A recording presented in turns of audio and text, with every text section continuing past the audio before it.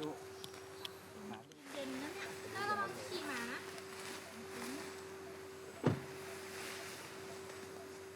สีก็มันจะมีเขียวๆอ่ะ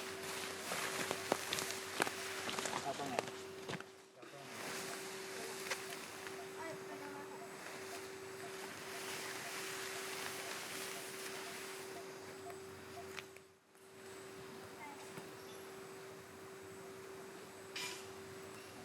มันเป็นอะไรอ่ะโรงแรม บ้านแม่บ้านแม่ผม เอ้าข้างบนนั่นเหรอ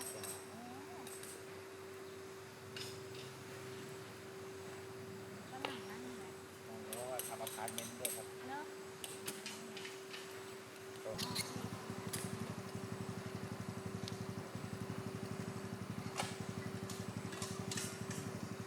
ปกติลมแรงไหมครับพี่ที่ไม่แรงใช่ไหมครับ ของวันนี้อ่ะ วันที่สองกลางคืนเป็นไงบ้างครับ คือนอนได้เย็นสบาย สบายมียุงไหมครับ มี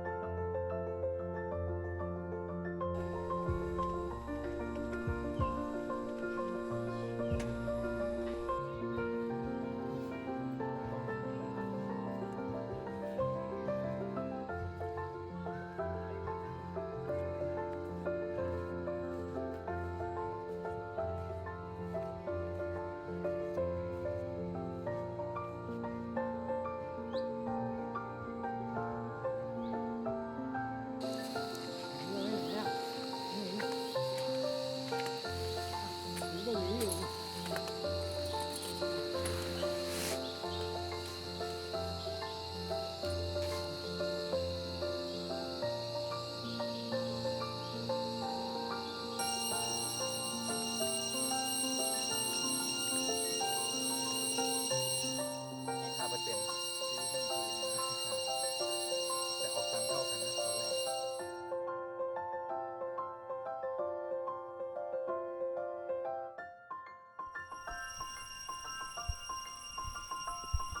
4 ถึง 5 คนถึง 6 คนได้ แต่ถ้ากรณีลูกค้าจะอยู่ 6 คนมันต้องเอาเตียงบิกแหละน่าจะแพงสุดของที่นี่แล้วก็มาบิกกลางเป็นครึ่งลานเลยอะไรเงี้ยขึ้นมาไวมากใช่แล้วก็ในการตอบแชทตอบอะไรเหมือนเราร้อนเงินอ่ะแฟนผมก็ตอบแชทเร็วไงมันก็เลยแบบลูกค้าถึงขนาดโทรมาถามเพจปลอมไหมเนี่ยอะไรอย่างเงี้ย พูดมาได้เหรอ ใช่โทรมาถามเลยว่าพี่เพจปลอมไหมบอกพี่ไม่ต้องโอนก็ได้พี่ขับรถมาเดี๋ยวผมล็อกที่ให้เลยจริงๆ คือถ้าไม่มั่นใจเข้ามาดูเองก่อน แต่ยอดขายปีนี้ดีตั้งแต่ต้นปีแล้ว ถามเลยค่ะพี่เริ่มลงทุนกันเท่าไหร่ คนละ70,000 7 คน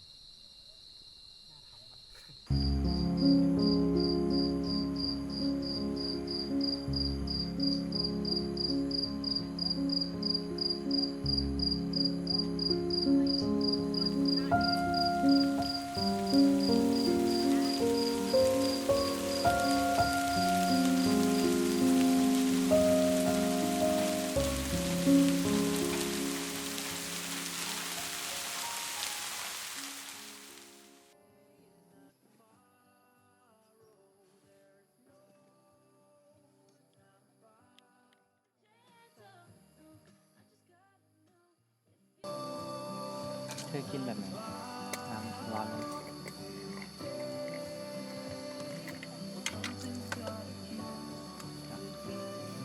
ทำไมก่อน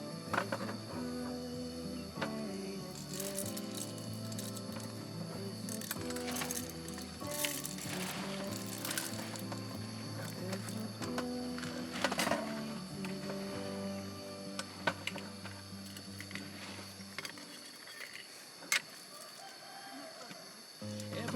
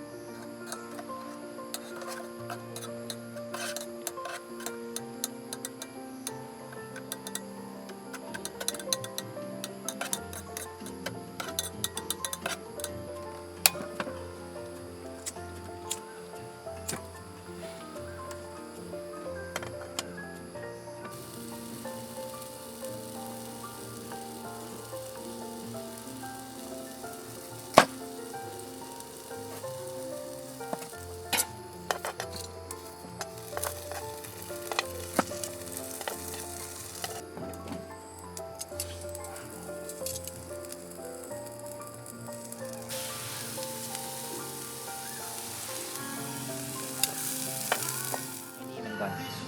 เมื่อคืนมันน่าจะ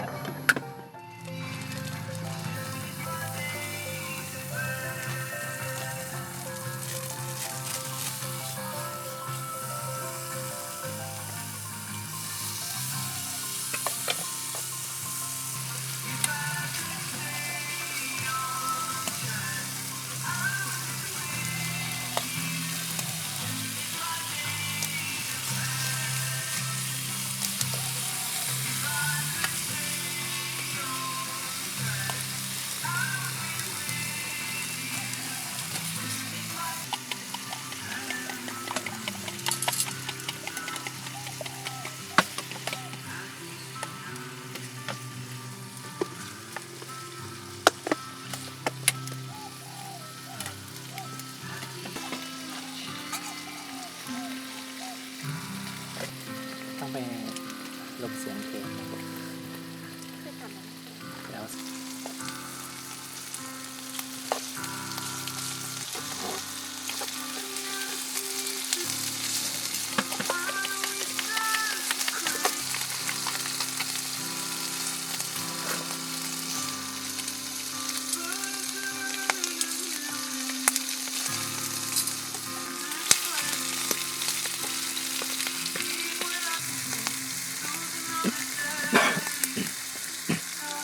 จะได้แบบกินเคี้ยว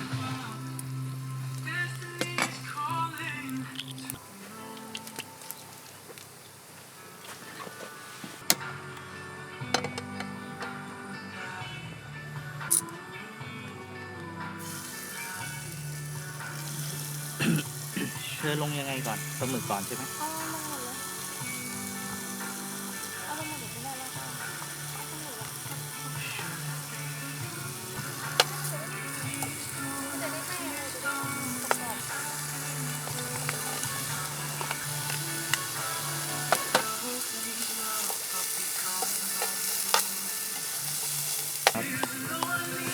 ได้ยินเสียงกระเบื้องตกอยู่อะ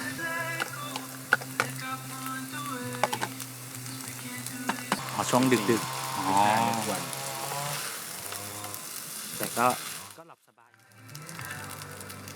เท่าน้ำตกเท่าไหร่วะ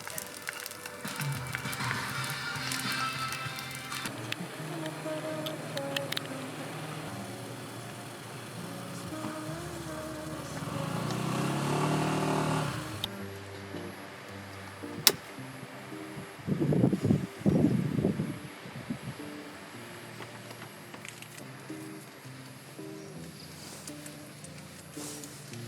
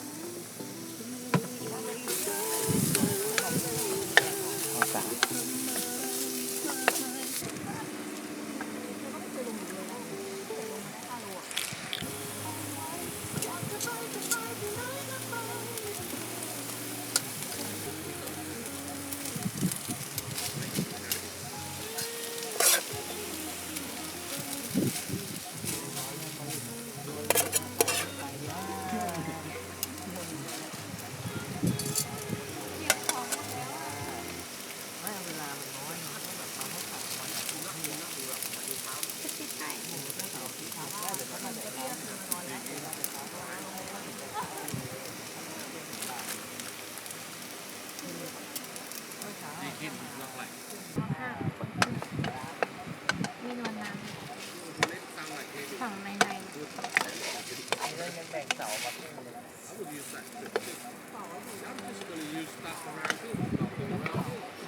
100 เส้นนะ อ๋ออันนี้เหรอ ตอนตักก็แบ่งนับร้อยนับ50 ก็ถึงบอกแล้วว่าเมื่อกี้ยังแบ่งต่อมาคู่ ต้มไปตั้งนาน